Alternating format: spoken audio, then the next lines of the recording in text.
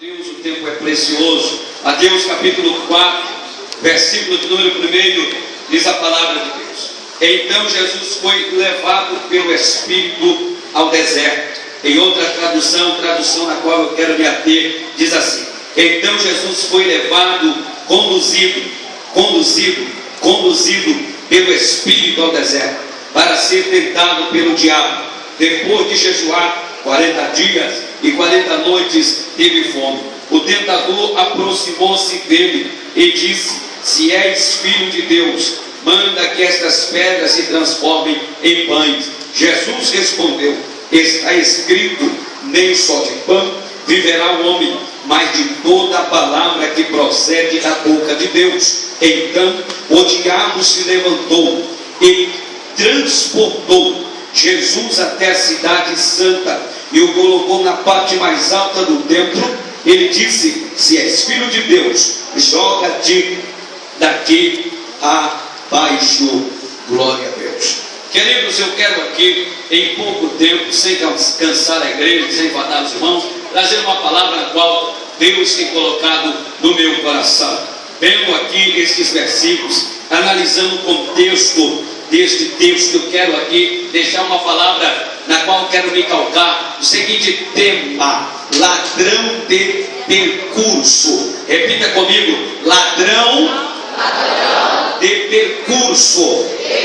Estamos numa noite de Santa Ceia e eu já fecho a minha Bíblia. Estamos em uma noite de Santa Ceia e não poderia falar outra coisa, não poderia ministrar acerca de outro assunto, não poderia abordar outro tema a não ser este: ladrão de percurso. Para entendermos melhor acerca deste tema bíblico no qual nós acabamos de expor à igreja, nós precisamos compreender alguns fatos que ocorreram, que antecederam a este no qual acabamos de ler. Interessante que o primeiro fato que antecede é o nascimento de Jesus, pois na ocasião a qual nós lemos, nós estamos vendo o cenário de Jesus estar sendo provado, tentado pelo diabo no deserto. Interessante que o primeiro fato que antecede tudo isso é o nascimento de Jesus. O nascimento de Jesus foi muito interessante, porque quando Jesus não nasce em um berço de ouro, Jesus não nasce num palácio, Jesus não nasce num quarto todo decorado. Quando eu tive a minha filha,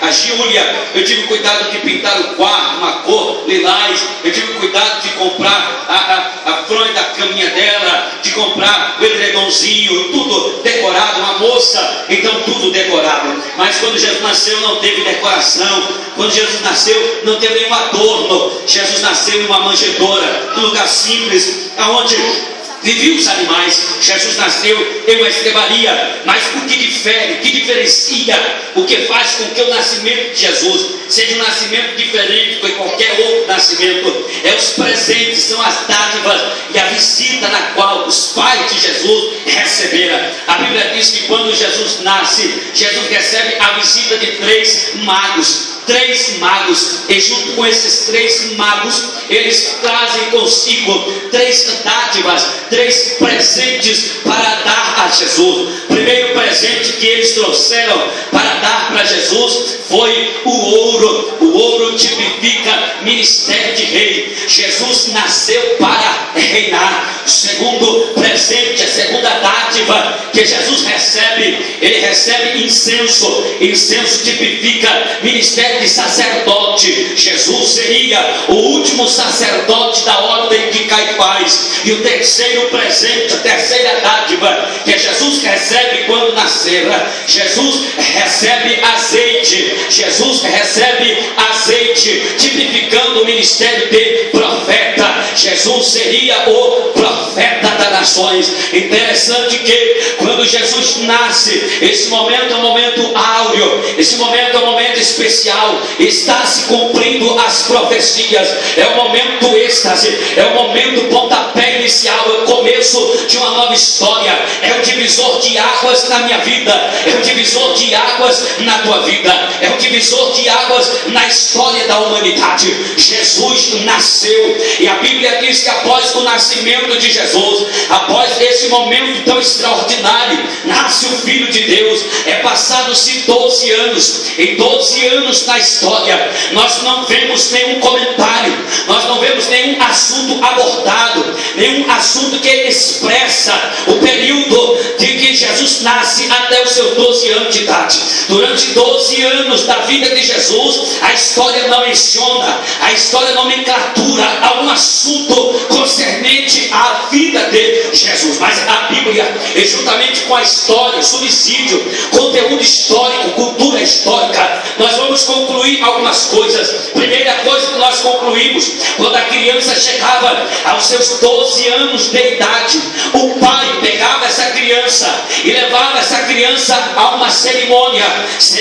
esta que era chamada de Bar Mitzvah. Bar Mitzvah, Bar Mitzvah. A palavra Bar Mitzvah é dividida em duas partes. A primeira parte é chamada de Par. Par quer dizer filho, Par quer dizer filho. A segunda parte fala de Mitzvah. Mitzvah fala de consagração. Bar Mitzvah, filho da consagração, ou filho consagrado. Quando o menino fazia 12 anos, pastor Ivo, o pai pegava o menino pela mão e levava o menino lá na sinagoga, apresentava o menino por sacerdote, e quando ele chegava lá diante do sacerdote, ele precisava pegar uma caixinha, uma minta, e essa caixinha tinha 30 versículos, e ele tinha que pegar essa caixinha e levar para casa, e ele tinha 30 dias para decorar todos os 30 versículos. Após os 30 dias, ele voltava diante do Rabi Mago e diante de todas as autoridades da época, e ele tinha que ler todos aqueles 30 versículos. E detalhe, os 30 versículos que ele deveria citar, recitar para as autoridades da época, não era lido, ele não lia, ele não ficava ali repetindo um texto, não. Ele tinha que falar de cabeça, ele tinha que falar todos os 30 versículos, um após o outro, paulatinamente, sem repetir, sem errar, sem titubear. Ele tinha que repetir os 30 versículos. E a Bíblia diz que não foi diferente com Jesus. Jesus foi lá, Jesus pegou a caixinha, Jesus teve que decorar os 30 versículos, e passados os 30 dias que tinha para decorar os 30 versículos, Jesus vai até a presença do Rabi Mago. E quando Jesus chega lá, junto com o seu pai José, ele tem que recitar, ele tem que falar os 30 versículos. Interessante que quando Jesus agora está com a palavra para falar os versículos, Jesus, ele não ficou ali como que tremendo na base, nervoso. Não, Jesus foi uma coisa assim totalmente diferente, porque quando Jesus pegou para falar, Jesus deixou a caixinha de lado e Jesus falou um versículo atrás do outro. Jesus falou todos os versículos de cós salteado, de cós salteado. Jesus falou todos os versículos. E detalhe, depois que Jesus terminou de falar todos os versículos, Jesus disse: agora os senhores me dão uma pausa, porque eu terminei de falar os versículos, agora eu preciso explicar-lhes qual o conteúdo, qual é o sentido, qual é o propósito, o que significa tudo isso que eu falei. Irmãos, a coisa foi estrondosa. Todos os rabis, todas as autoridades da lei ficaram como que de boca aberta, pastor Ricardo, porque geralmente todas as crianças que passavam por ali só citavam os versículos, e isso já era motivo daquela criança ser vista com bons olhos pelas autoridades da lei, como alguém que tinha futuro dentro da lei. Mas Jesus não. Jesus, ele deu um show, Jesus, ele deu uma aula, Jesus deu um seminário. Depois que ele citou os 30 versículos, ele disse: agora eu quero lhe explicar o que eu acabei de dizer. E a Bíblia diz: e a fama de Jesus percorria por toda parte, e a fama de Jesus percorria por toda parte. Aleluia, louvado e engrandecido seja o nome de Jesus para todos sempre, porque somente ele merece toda adoração, todo louvor. Aleluia, Jesus. Todos estavam falando o nome deste menino, 12 anos de idade. Porém, a Bíblia nos nos faz entender que depois deste fato, depois dessa manifestação do bar mitzvah, depois da consagração do menino, ele desaparece mais uma vez. Ninguém vê mais Jesus. Jesus não fica aí, ninguém fala aonde Jesus andava, com quem Jesus conversava neste período. E a Bíblia diz, queridos, que Jesus agora, ele desaparece, é o momento do apagão. Ninguém sabe aonde Jesus está, ninguém comenta acerca de Jesus na Bíblia nesse período dos seus 12 anos em diante. Mas a Bíblia nos faz entender, irmãos, que depois desse período da consagração, agora Jesus aparece. Jesus aparece às beiras do Rio Jordão, aonde João o Batista está batizando, e havia uma promessa. João batizava com água para o arrependimento, mas a qualquer dia e a qualquer momento apareceria alguém que batizaria com fogo, que batizaria com o Espírito. Estava uma expectativa, uma expectação muito grande concernente à manifestação deste, que haveria de aparecer, que haveria de se manifestar para batizar com fogo. Aleluia, glória a Deus. E a Bíblia nos faz compreender que um belo dia, um dia em especial, Jesus apareceu às margens do Jordão, e ali ele foi batizado por João. Quando João está bem indeciso para batizar Jesus, Jesus disse: me batiza, João, é para que se cumpra a palavra do meu Pai. E a Bíblia diz que João deita Jesus sobre as águas, imergiu Jesus, batizou Jesus. Quando João termina de batizar Jesus, aí vai mais uma manifestação, mais uma confirmação acerca de Jesus, acerca do ministério de Cristo. A Bíblia diz que quando Jesus é batizado, uma voz ecoou, uma voz bradou do alto céu dizendo: este aí é o meu filho amado, em quem me comprazo. Este aí, oh glória a Deus, escute muito bem. Este aí é o meu filho amado. Glória a Deus. Talvez dentre os filhos sempre existe um que é mais chegado. Deus aqui nomenclatura Jesus. Ele não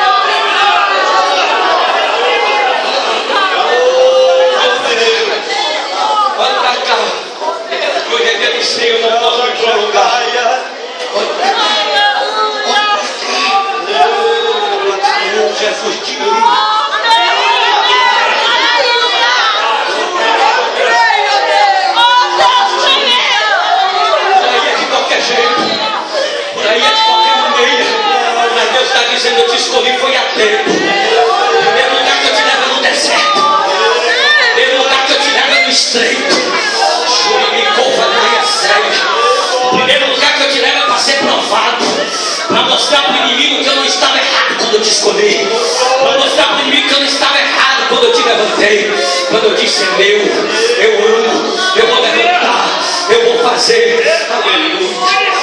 O Espírito de Deus.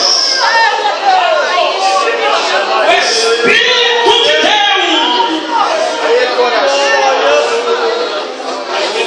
o conduziu ao deserto. Ladrão de perguntas.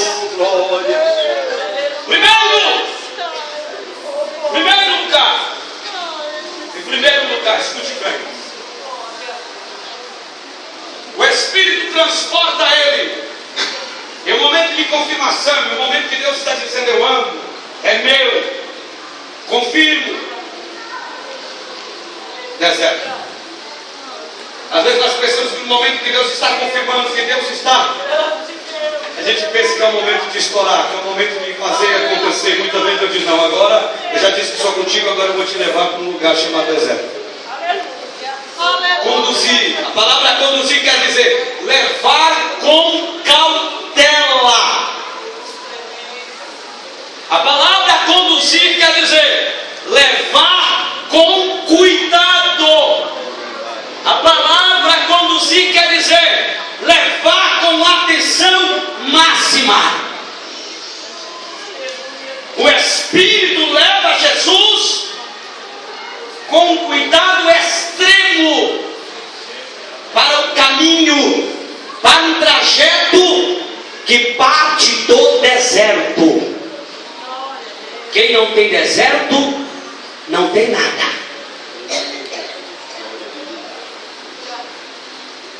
Porque são as experiências que dão bagagem para o homem. E são as experiências que enobrecem tanto os passos como as palavras de um homem bom. As primeiras experiências são no deserto. Quando Jesus é conduzido, transportado, Jesus é conduzido. Quando ele é conduzido, o diabo se manifesta para ele e diz assim: depois de ele ter fome, 40 dias, o diabo aparece para ele e diz: transforma essas pedras em pão. A primeira proposta que o inimigo faz no deserto, quando Deus está permitindo uma aprovação, é que nós transformemos as pedras em pão. O inimigo quer que nós transformemos o que é sólido. O inimigo quer que nós transformemos, pastor Ligo, aquilo que é firme em algo transitório, em algo momentâneo. Eu nunca vi alguém ter um pão de um ano no armário. O senhor já viu? Eu nunca vi. Eu já estou acabando, nunca vi. Eu nunca vi alguém ter no armário. As irmãs aqui já pegou um pão e guardou no armário um ano para comer no Natal? Alguém já fez isso? Alguma irmã já fez? Ela ali já fez. Você já fez, irmã? Você já fez? Alguém aqui já fez? Então eu posso dizer: ninguém pega um pão para ficar guardando, para fazer história. Mas a Bíblia diz assim, que existem dois tipos de edificar alguma coisa: na areia ou na pedra. O inimigo quer que a gente transforme o que é sólido em algo transitório, em um prazer momentâneo, em algo que alimenta só na hora. Pegue na mão de quem está do outro lado: isso é pesado, isso é forte, e eu sei o peso que eu estou falando aqui. Pegue na mão dele e diga assim: por mais que estreito que esteja esse teu processo, por mais apertado que esteja essa prova, por mais amargo que esteja esse deserto, não transforme uma pedra em um pão. Aguenta esse deserto. Passe fome, passe sede, mas não transforme em sólido. Não transforme, não troque, não mude, não negocie o que é sólido. Oh, Deus está falando com alguém, eu sei. Deus está falando com alguém, eu sei. Deus está falando com alguém e eu sei. Não transforme o que é sólido em algo passageiro. Como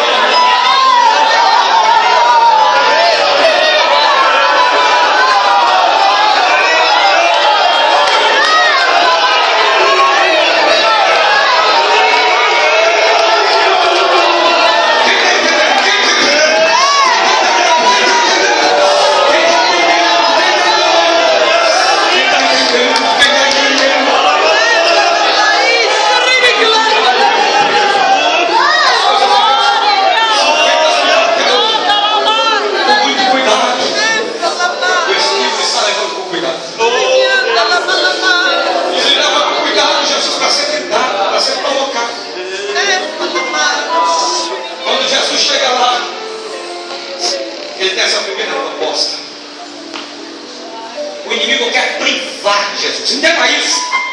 Escute isso, grave isso. O inimigo quer privar Jesus, quer atravessar o deserto. O inimigo quer inibir Jesus de passar o processo que ele deveria passar.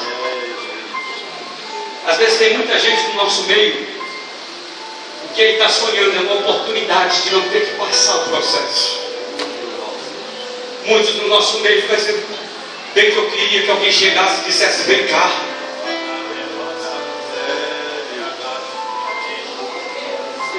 Você é membro? Você toma ceia? As coisas de Deus é com cautela.